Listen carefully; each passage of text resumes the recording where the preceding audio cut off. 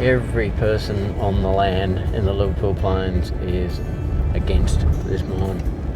I share 3 boundary fences with the Chinese government now, but it's not about me, and it's not about my neighbours all around me. It's not about Liverpool Plains farmers. It's for all of us. This is a national thing now. The way I'd like to see it is no mining and let us produce to our potential.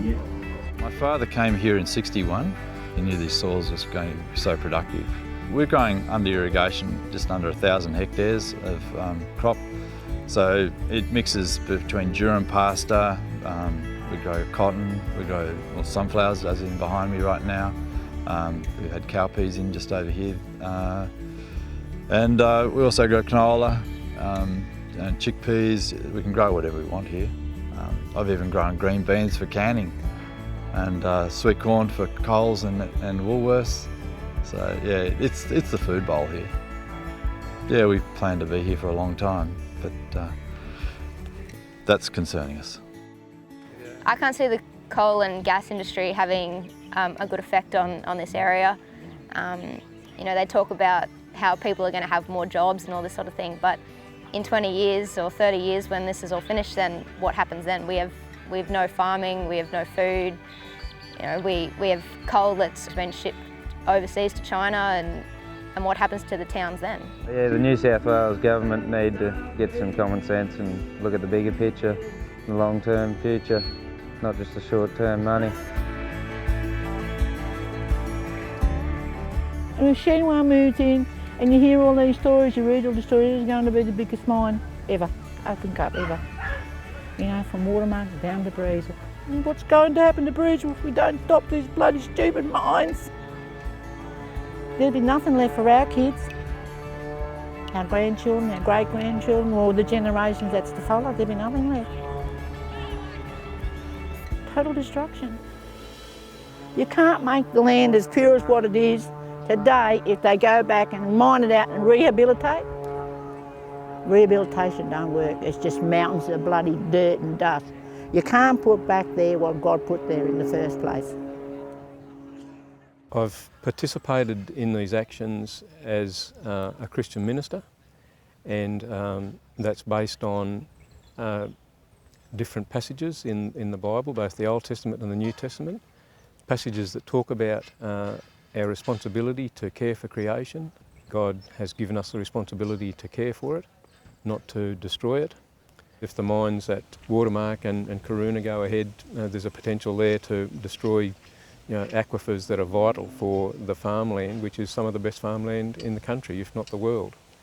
Shenhua purchased 43 farming entities. The total area of those 43 farms is 35,000 acres. And there's a lot of black soil in that as well. It's not just all red ridges, as claimed. If someone offers you 5 to 10 times what your house is worth, what would you do? And that's what happened here.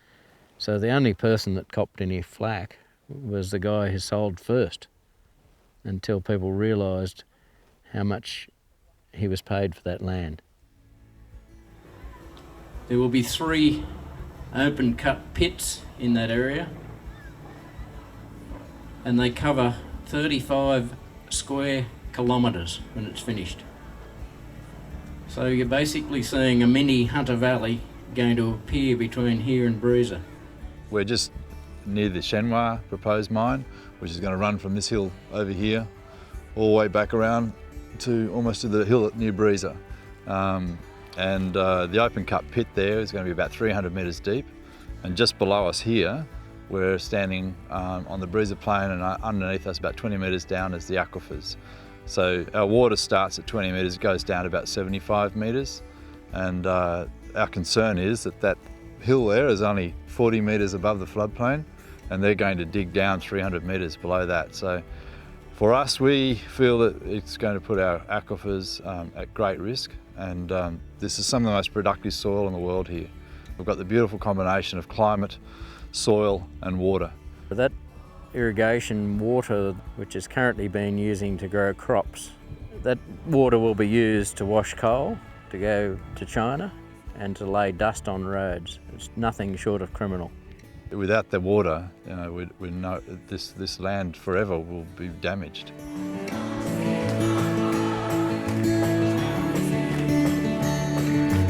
The science has to be done independently, and then you make objective decisions based on science rather than the politics of the day or the politics of the pockets.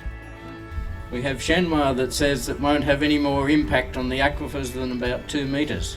We have BHP next door who says that it will be up to 84 metres.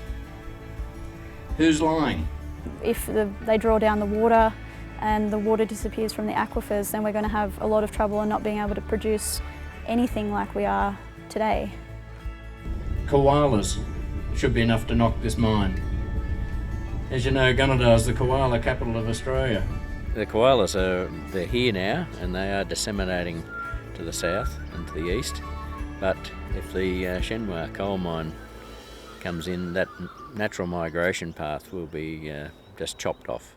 Fumes from the blast, coal dust, water issues, they're going to stay forever. You can't farm a big hole in the ground. Salt, estimated to be 66 tonne a day, will enter and will no doubt flow past this river just here, because the Mukai River runs right around that mine as well. And it enters the Namoi River here at Gunnedah. And this is at the head of the Murray-Darling Basin. So this contamination will go well beyond. There's plenty of people in town will say, well, we need the jobs. And they're dead right. Towns like Gunnedah need the jobs. But it's a very short-term issue. What we need to be thinking about is not us, but our children and our grandchildren.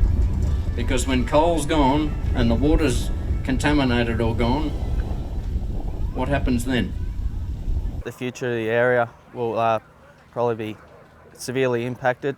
It's a sort of a short-term gain for a long-term pain.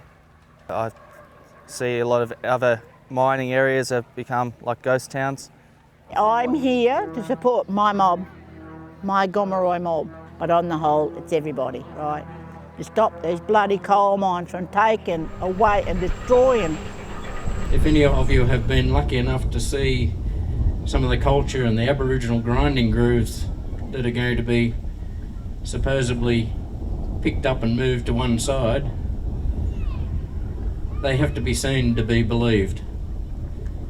I'd like to think that our grandchildren and great-grandchildren would look back and think that their forebears cared so much about this that they were not frightened to stand up, that so many of us stood up and are being counted. It's our future. It's all our future. One of the two greatest commandments in the Bible is to love your neighbour. And I take a broad definition of neighbour, which includes not just the people who are farming this area and living in this area at the moment, but the generations that will come after us. It includes our neighbours in Pacific Islands who face rising sea levels. It includes the flora and fauna in the forests. So a very broad definition of neighbour. What do? We stand together.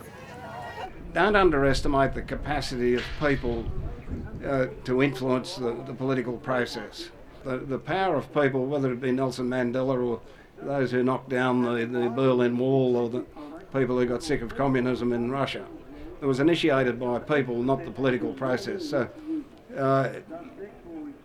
understand that and maintain that, because I think it's incredibly important. It's not just about today and it's not just about money, but it's about the future of Australia. We can keep producing what we're producing for the next 1,000 years, from generation to generation. But a 30-year mine could put all of that at jeopardy, and it just seems ludicrous to us.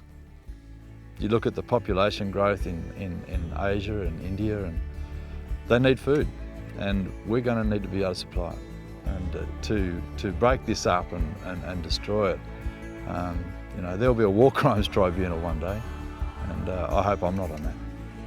We will not give up. This is a dumb proposal. It's the wrong mind in the wrong place. Are we being listened to? Are we being heard? Don't know. If this Commonwealth government doesn't deliver the correct answer to us, I'll invite you all to participate in the greatest environmental protest Australia has probably seen since the Franklin Dam.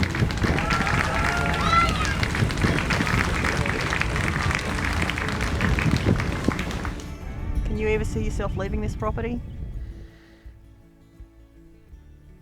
I hope never to, but I don't know if I can look at that. A big pit every morning when I get up, don't know.